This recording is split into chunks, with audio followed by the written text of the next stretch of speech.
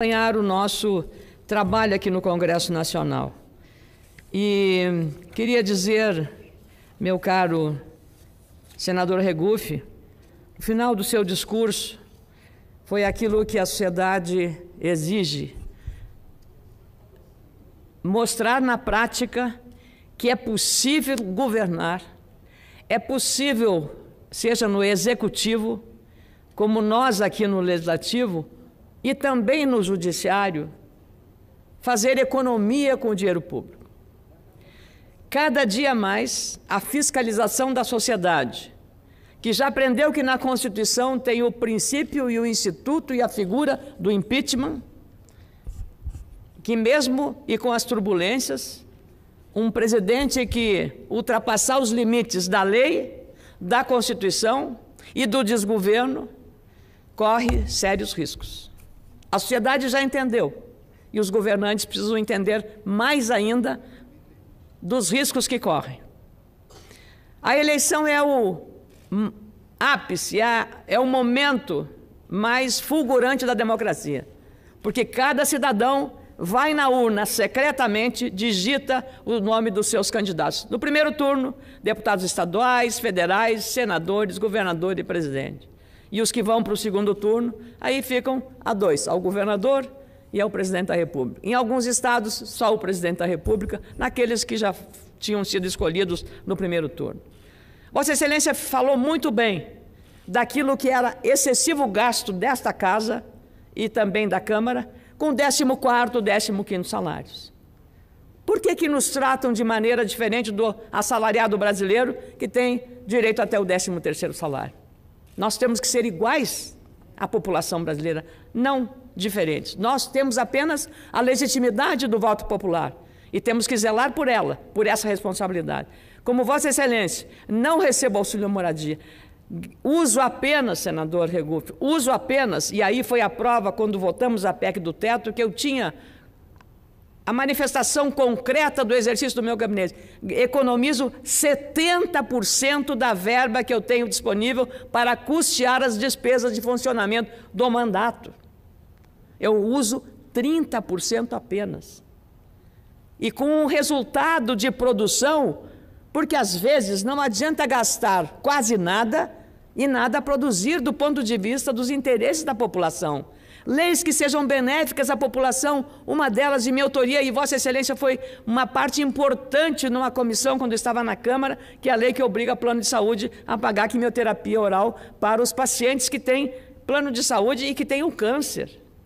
Vossa Excelência sabe do alcance que isso significa. Então, junto com a economia do gasto no gabinete, também é preciso mostrar uma produção legislativa que corresponda aos anseios da população, que nos veja com o olhar que estamos fazendo o que ela precisa, e não só com o olhar de que nós só protegemos os mais poderosos, os que têm direitos advogados e que nem precisariam de nós.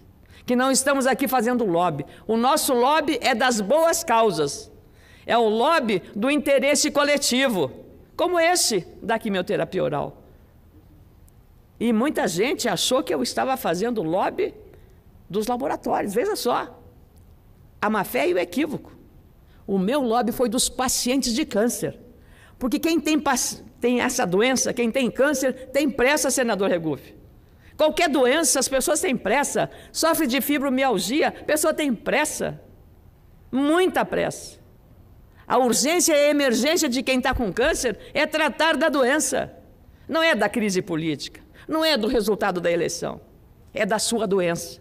E só quem sofre na pele e na carne é capaz de entender a dor de quem está sofrendo. E são doenças muito graves. Então, senador Regufe, nós somos da mesma escola. A sua preocupação, o seu prestígio junto aos seus eleitores, do senador que cumpre o seu dever, que gasta muito pouco, tem poucos funcionários no gabinete. O senhor que eu vejo, às vezes, dirigindo o seu próprio carro. Mas eu sou de um estado com quase 500 municípios. Quase 500 municípios. As demandas são muito grandes. Nas áreas de saúde, na área da agricultura, na área da infraestrutura, na área da segurança pública, em todas as áreas. E mesmo tendo um gabinete, comparativamente, na média do Senado, um gabinete reduzido ao máximo possível, atender a todos eles e todos saem satisfeitos.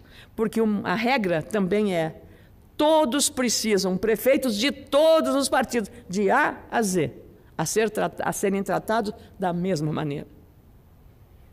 Eu comecei a falar sobre isso, senador Regufe, porque Vossa Excelência terminou seu discurso, mais ou menos fazendo uma prestação de contas e exigindo que os governantes, seja o ibanês, o governador, eu me considero brasileiro também, porque tenho aqui a minha casa, no bairro Noroeste, mas também o meu governador do meu estado, que eu ajudei a eleger, Eduardo Leite, o mais jovem governador dessa safra, a safra 2018, o Eduardo Leite tem apenas 33 anos. E só em 1891, com Júlio de Castilhos, que assumiu o governo do estado do Rio Grande do Sul, com 31 anos apenas. A segurança, a competência desse jovem governador eleito ontem é realmente a minha confiança e a minha esperança de que fará um excelente governo, pela capacidade que teve como prefeito de Pelotas de fazer uma administração inovadora, criativa e resolvendo problemas antigos, mas resolvendo de maneira inovadora. Às vezes os problemas antigos requerem não a reclamação que o problema existe, mas uma forma inteligente de resolver através de iniciativas criativas. Mas hoje é um dia especial, senador. Hoje é o day after, o dia depois, já que falamos tanto em fake news, uma expressão inglesa, e o day after também, como o dia D, que foi domingo, e o day after é hoje.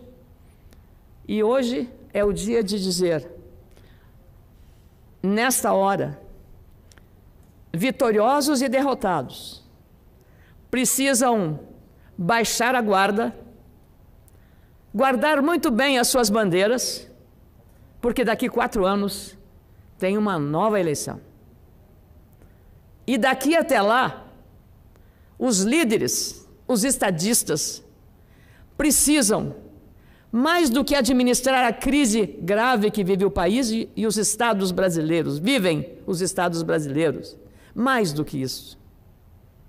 Não é apenas administrar a crise fiscal da União, a crise fiscal dos estados, que é o desequilíbrio das contas públicas.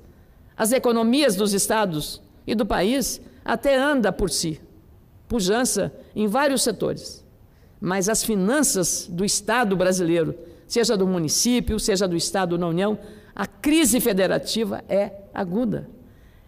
E o líder que emergiu das urnas, consagrado pelo voto direto, precisa assumir a condução de liderança para novos tempos. Esquecer que estamos entrando num terceiro turno de eleição. Nós encerramos a campanha eleitoral no domingo, após a revelação dos resultados pela Justiça Eleitoral. Agora são novos tempos. E o estadista que tiver a capacidade de, não só o vitorioso, também não olhar o retrovisor daquilo que considerou injustiças praticadas, dos ataques do adversário, das críticas mais duras da imprensa. Não olhe o retrovisor. Olhe para frente. Pode até olhar para os lados, mas para frente é muito melhor. E o horizonte é um horizonte que sinaliza para muitas necessidades, mas a maior delas é de paz, concórdia, tolerância. Tolerância, respeito às diferenças, sejam elas religiosas, sejam elas de partidos políticos, sejam elas de gênero, sejam elas até esportivas. Tolerância, respeito. Precisamos esquecer que a campanha existiu. E se nós ficarmos ainda olhando o retrovisor, não avançamos um passo na direção da construção de um país que queremos melhor. Se Fernando Haddad, omitiu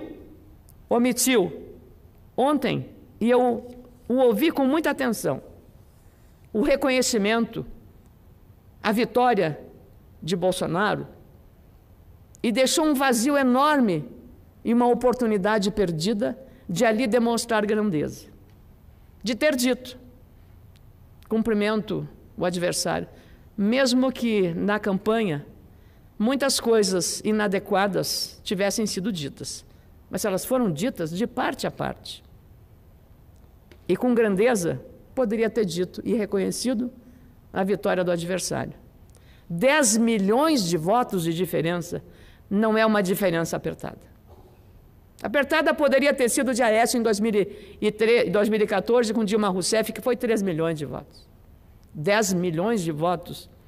É preciso respeitar não apenas quem saiu vitorioso, mas mais do que isso, respeitar os milhões de votos, os 57 milhões de votos dos eleitores.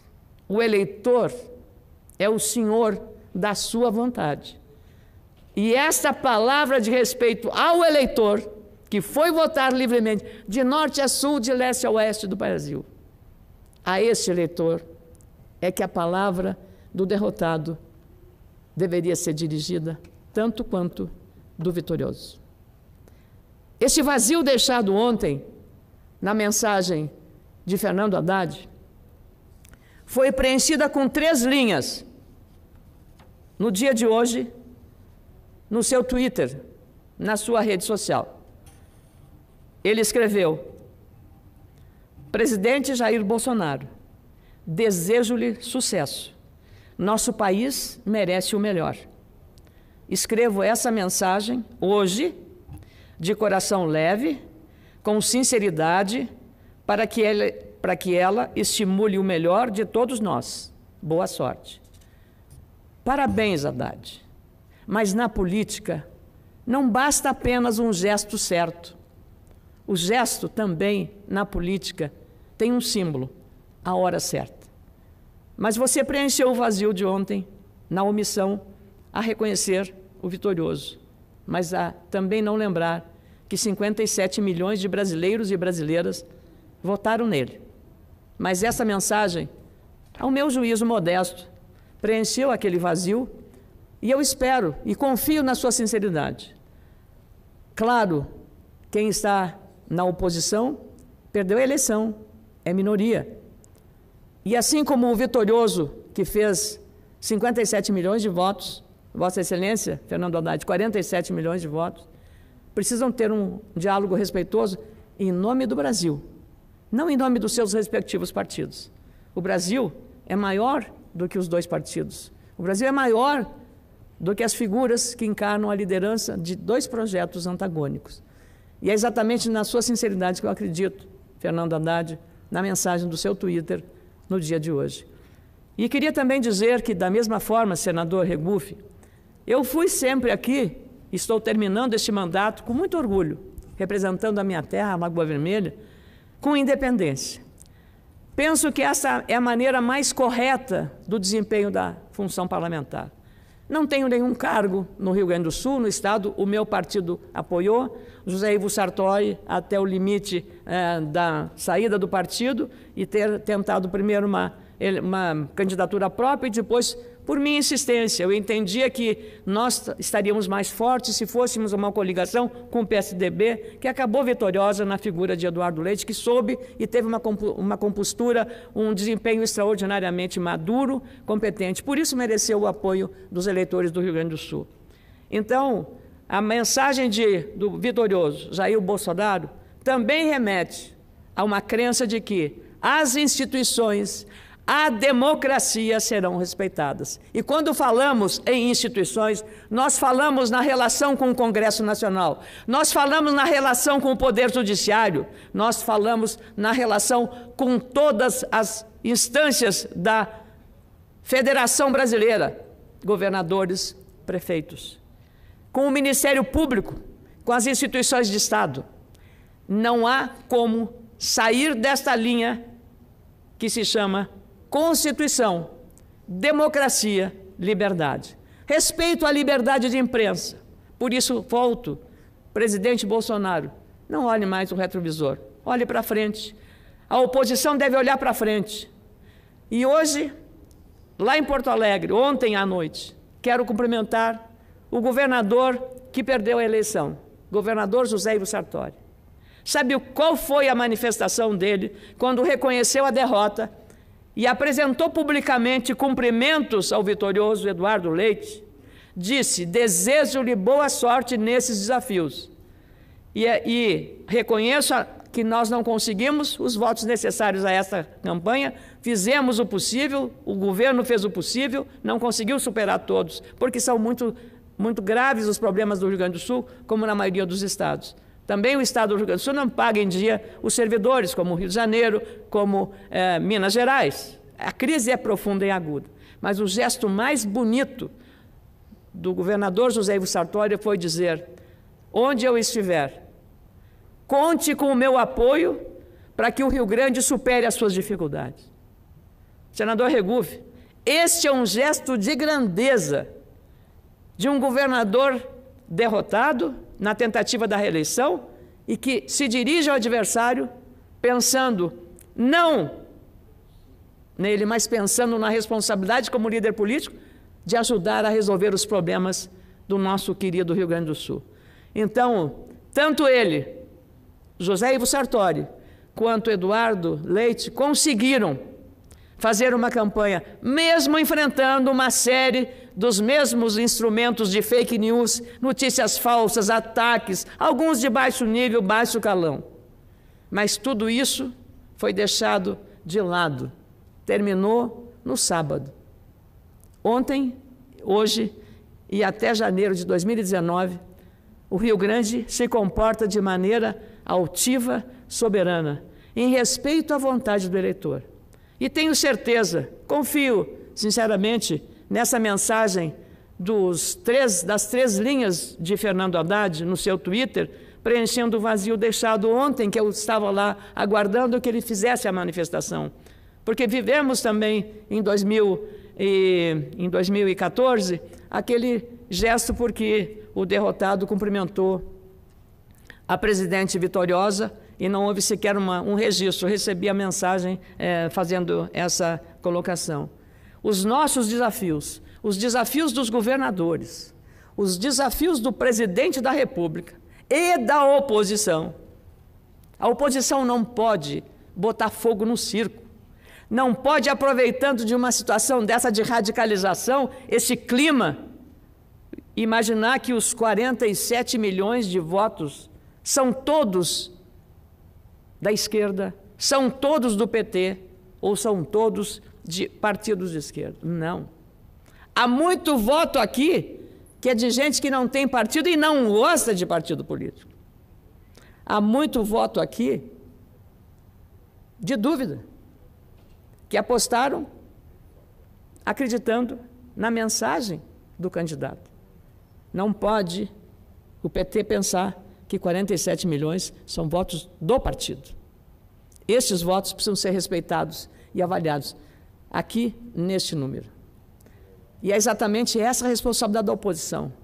A arrogância é um dos maiores adversários da política. A arrogância não é o melhor conselheiro, não é a melhor conselheira. A arrogância, se persistir na conduta da oposição, poderá levar a uma situação como vivemos hoje, daqui a 4 anos. Então é muito importante que esta eleição tenha deixado, senador Regufe, lições verdadeiramente eficazes à compreensão. Por que chegamos nessa radicalização? Por todos os erros cometidos pelo PT.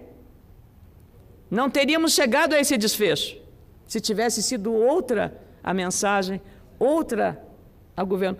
O resultado poderia ser diferente. Muito mais uma negativa do que foi a pregação do Partido dos Trabalhadores do que propriamente a escolha, em alguns casos, a escolha das propostas ou da candidatura Bolsonaro, que foi o antagonista mais direto ao petismo. Então, não podemos agora, de novo, olhar o retrovisor. É preciso olhar para frente porque os desafios são maiores. E o presidente Bolsonaro precisará ter a habilidade de fazer um entendimento com o Congresso Nacional de maneira também respeitosa, altiva. O relacionamento com o Poder Judiciário, absolutamente dentro da chamada liturgia do poder. Mas mais que isso, sinceridade, lealdade e confiança.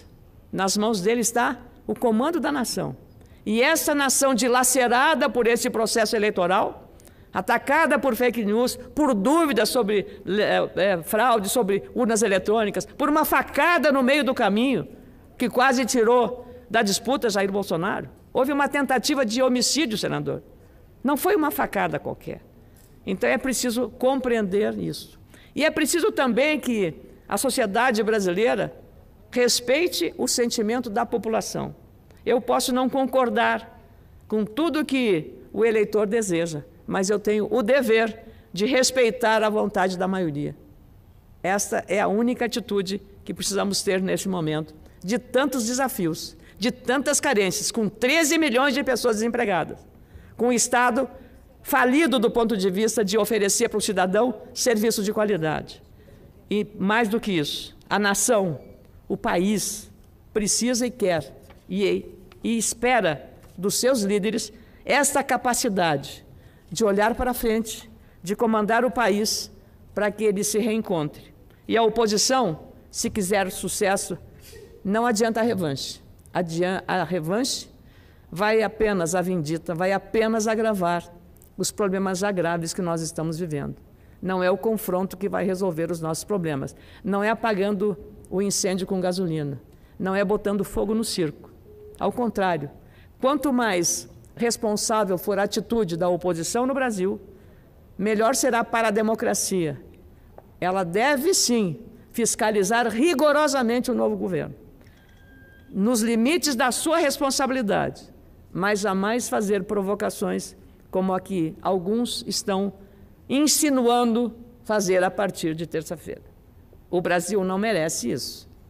E quem fizer e ousar desafiar a lei e a ordem, ou desafiar o princípio constitucional do respeito à propriedade privada, do respeito ao direito do cidadão, do direito de ir e vir, não vai encontrar pela frente um caminho muito favorável nem positivo. É preciso, por isso, muito juízo, muita moderação, muito equilíbrio e respeitar essa diferença de 10 milhões de votos. É preciso respeitar o que a urna decidiu. E a urna e o voto do eleitor e da eleitora é soberano, é individual, é solitário, é sigiloso. E isso é o que precisa ser levado em conta, senador Regufe. Nada mais que isso. Não vamos olhar para o retrovisor, porque se fosse assim, nós jamais sairíamos do lugar em que ficamos, o país dilacerado. É possível, eu acredito, que tanto Bolsonaro quanto o próprio Haddad, em algum momento, possam conversar seriamente sobre o país. Mas se não forem capazes de fazer isso, nós temos que, o povo, eu estarei deixando, não, como disse e repito aqui, Eduardo Campos, pouco antes daquele trágico acidente, não vamos desistir do Brasil. Muito obrigada, senador.